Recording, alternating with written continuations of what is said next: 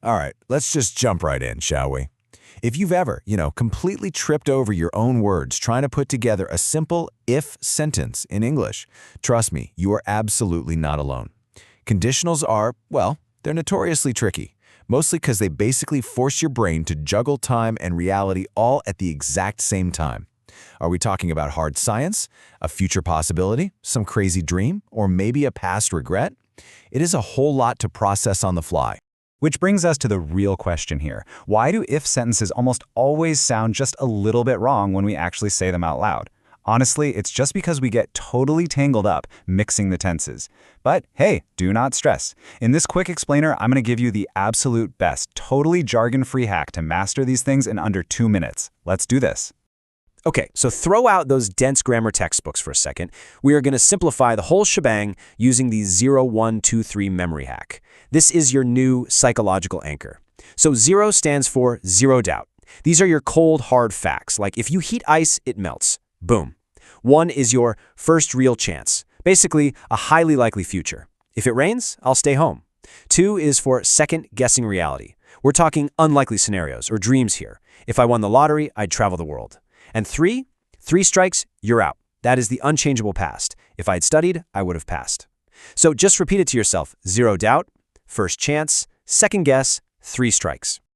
Now, the beautiful thing is that this hack maps perfectly onto the actual grammar formulas. As you can see, for 0 doubt, it's just present simple plus present simple. Super easy.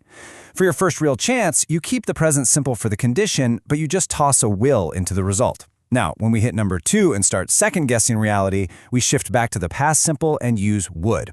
And for those 3-strike past regrets, well, that's when we have to bring out the big guns, past perfect and would have. It's honestly a perfect, completely logical progression.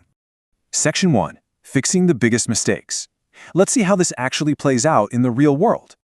All right, take a look at the phrase on the left here. If you will need me.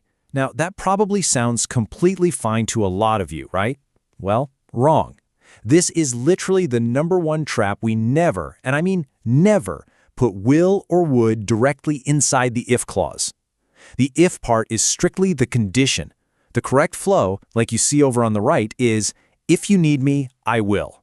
So keep that will safely locked in the result clause, miles away from the if. Next up, check out this absolute classic. If I were a bird, I would fly. Now normally, with the subject I, you'd automatically use the word was, right? But for the second conditional, remember, that's when we're second-guessing reality and imagining stuff, formal English throws a massive curveball. We use were for all subjects. I, he, she, it. Honestly, it doesn't even matter. It is always were. And that leads us straight to a bad habit we all desperately need to unlearn. Look, you are gonna hear if I was you all the time in casual chats, but technically speaking, it is dead wrong. If I were you is the only formally correct way to say it when you're giving advice or, putting yourself in someone else's shoes. Just cement that exact phrase into your brain right now. If I were you. All right, let's wrap this whole thing up with a little test. If you had known this earlier, would you have passed that English test?